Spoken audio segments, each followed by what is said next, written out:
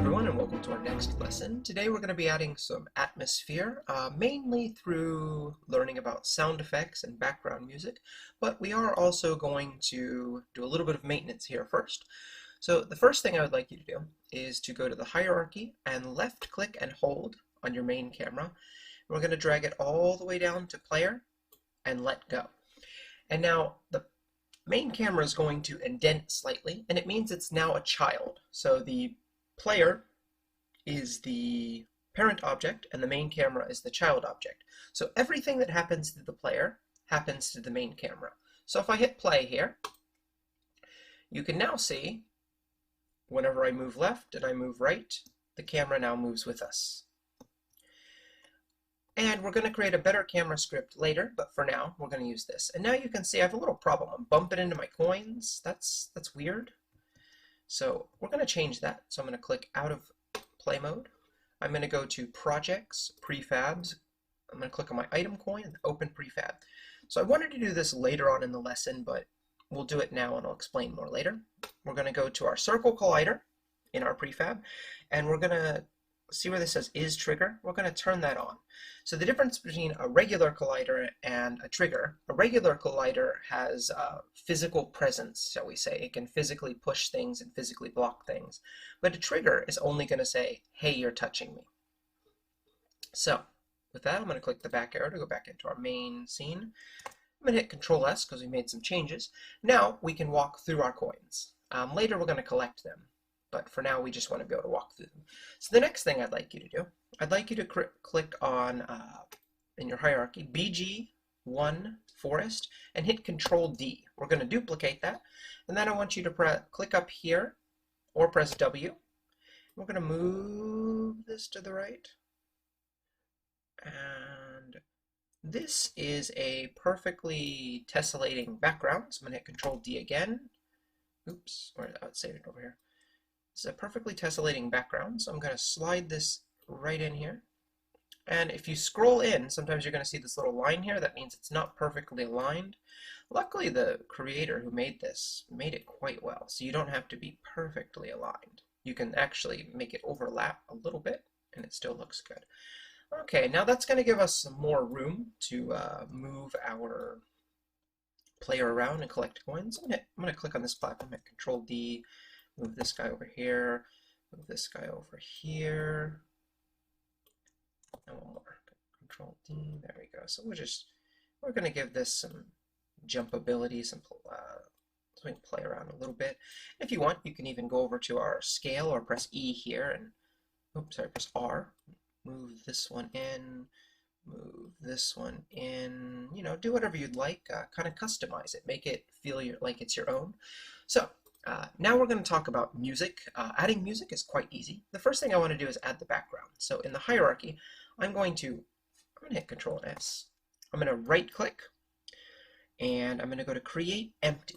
It creates an empty object. So the only thing an empty object has is a transform. It has no physical presence in the world, but it does have a position, rotation, and scale. Now I'm going to click on my game object here, press F2 to rename it, and I'm going to name it BGM for background music. So if we go to our assets and sounds, you see we have two BGMs here. These are just quick little things I made in BandLab. I'll try to link to that. It's quite a neat program. You can use pre-made beats and loops, or you can do what I did. Basically, it gives you like a little music sheet grid. You pick the instruments you like and the key you like and bring them in and make music. It's quite fun. I'm definitely not a professional, as you'll see when you try these, but you can go ahead and double click on each of them and see which one you like. Or you can bring something from your own music in if you'd like. So I'm going to left click and I'm going to drag this onto BGM. I can directly just drag it on there rather than adding a component. Same thing, but I'm going to drag that there. All right, so now you can see it automatically created an audio source with an audio clip. In Unity, we're going to be using audio sources and audio clips quite often, so be careful not to mix those up. The audio source, think of it as your CD player, and your audio clip, think of it as your CD. So you can choose anything you'd like from here. but we already set the BGM1. You're free to use whatever music you'd like though. Now, we have four main properties we're going to be concerned with currently. The first is play on awake, means play as soon as this object loads, which we do want that because it's background music. And the second is loop, which is going to allow us to play it continuously. So when it stops, it starts again. So I'm going to click on that because it's background music. We want both of those. Now, we have volume and pitch. A couple things I'd like to mention. It's a good idea to import loud files into Unity and reduce the volume, because the volume, we can make it go from 0 to 100%, but we can't make it go above that. So we're going to put it, I'm going to try, I usually import loud and do like 40% for background music. When considering background music, you want it to enhance the atmosphere without distracting or annoying the player. So I recommend light to medium background music for most games. And then pitch is going to be how quickly the music is played. And we can use this to great effect. The higher it is, say around 2 is probably the maximum you're going to want to use, but say the higher it is, it's going to sound small. It's going to be a high-pitched sound, and it's going to make a small sound. And if it's lower, for example, I wouldn't go lower than about 0.4 or 0.5. It's going to make a big sound. It's going to be a deep sound. So if, for example, when you hear a big character in cartoons, it's often with a tuba, boom, boom, boom, boom, boom. And when you hear a tiny character like a mouse, it's like a high-pitched violin or something like that. Do keep that in mind. So high-pitched is going to be something small. Low-pitched is going to be something big. Okay, with that finished, let's move over to our player. I'm going to click on our player here. I'm going to go to Project. I'm going to go to Sounds. Or actually, I'm going to go to Inspector in our player.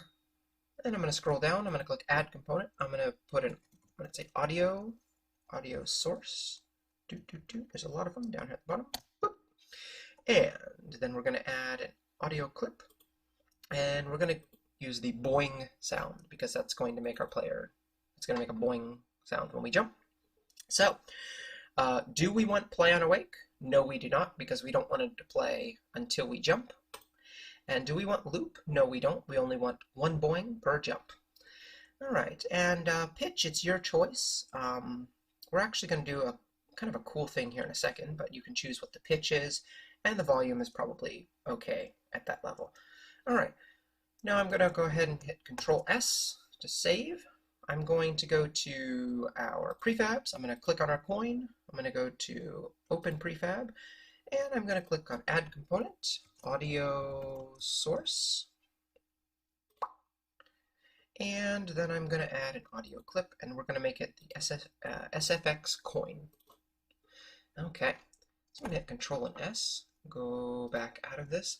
All right, now let's program one small thing in. Our bit of code for this is going to program in the boing sound for our player. So I'm going to open up our player movement here.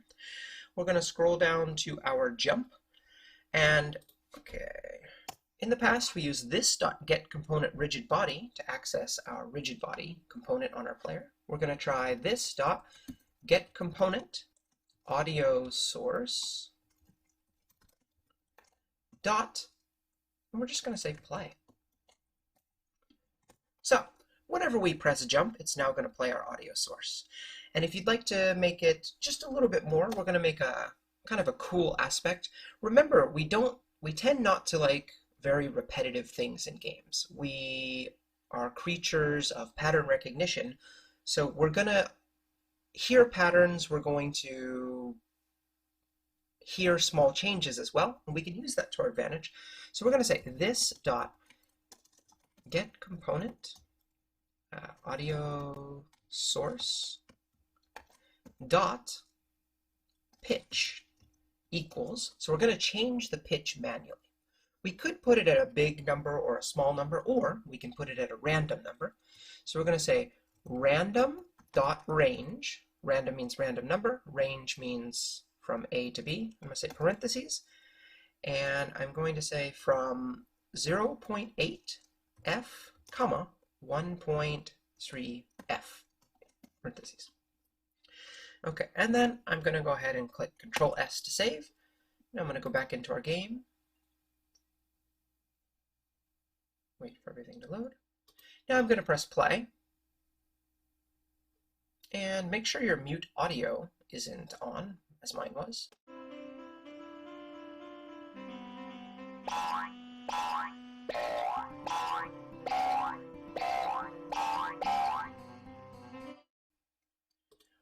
Okay, I hope that wasn't too loud on your end. I guess we'll know whenever I'm testing this and editing it.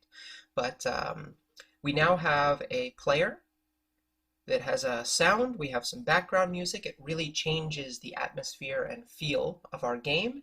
We added a couple little tweaks. I really like small random changes and recommend using them as often as you can effectively to create a small, slight change that the player won't know they appreciate, but they do. See you in the next one.